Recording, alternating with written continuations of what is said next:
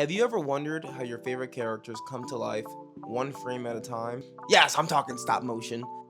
The purpose of this video is to show you how to create a stop motion from start to finish. This is for students in grade 6 and up, for people who have general interest in the arts, in stop motion creation, claymation, people who want to find a way to express themselves through a story, through a medium, a little bit differently. So if you're into language arts, this would be for you too. And honestly, this is going to be for anybody who wants to find another way to tell story. It could be historical, it could be scientific, even mathematical. Yes, mathematical. One frame at a time, you're in charge of creating a story that moves. What you'll learn today is how to create a simple stop motion sequence using a stop motion app that you can download on your phone or tablet or a smart device. You'll learn character design, how to make a simple character with the clay that you have. You'll learn how to apply story structure to some extent. A simple story, have a beginning, have a middle, have an end. It's a 3-act structure. You'll also learn how to connect stop motion to other subjects. Here are some of the materials you'll need to start your first stop motion project. So here's the clay. I like to use these clays. Here's a smartphone or tablet. Oops, don't look at that. I'm using my desk as a stable surface. You have a good lighting source. Look at that. It's a very good lighting source. It's the one I have right here, right now. Now let me show you how to download this app. So next, you'll need to download the Stop Motion Studio app. There's 2 versions of this. There's the free version, and then there's the pro version. It gives you more features to help edit your video. And I'll show you how you can use this frame by frame.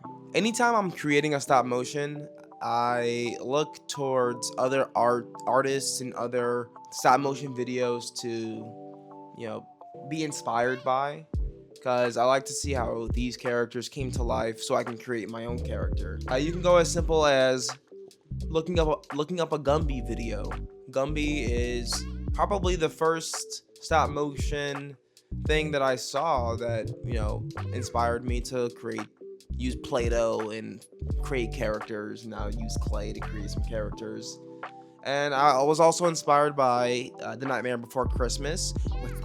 What's this? There's white stuff everywhere. What's this?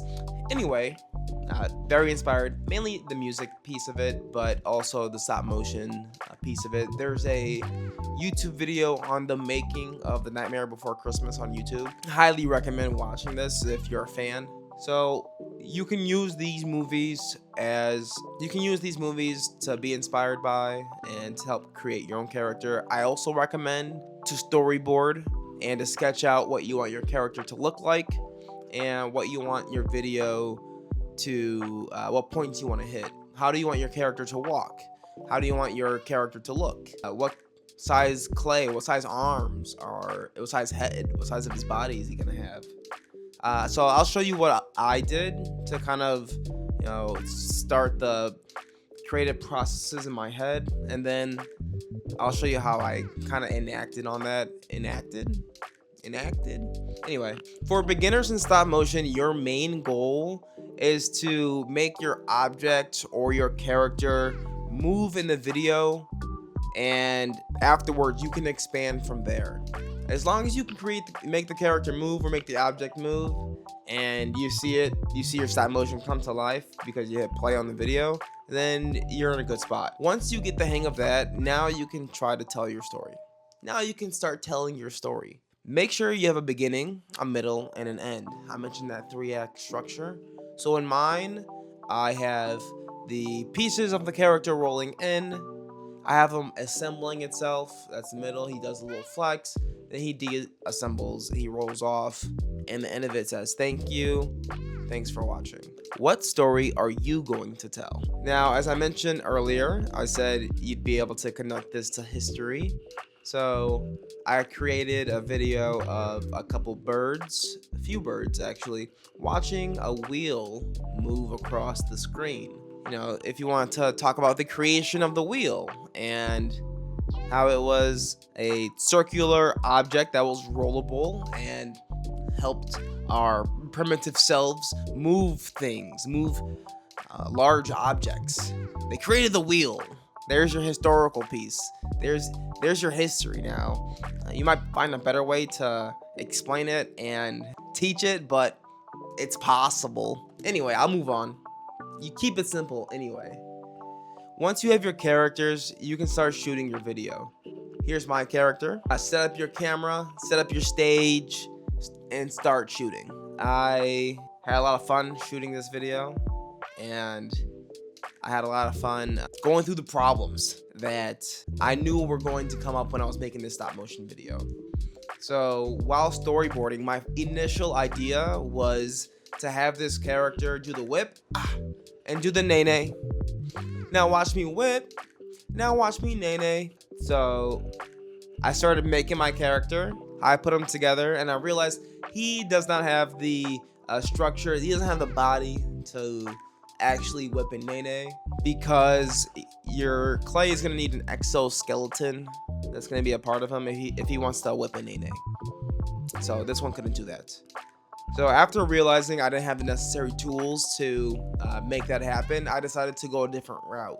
I decided to go a simple route, and I knew the beginning of my story was just going to show how stop motion can be made. So I had the pieces of the character and the pieces of the body of the character roll onto the screen. Then they got assembled using the magic of stop motion. He does his flex, he deassembles, and then he rolls off the screen. I wanted to connect this to the wheel and getting your things to move across the screen.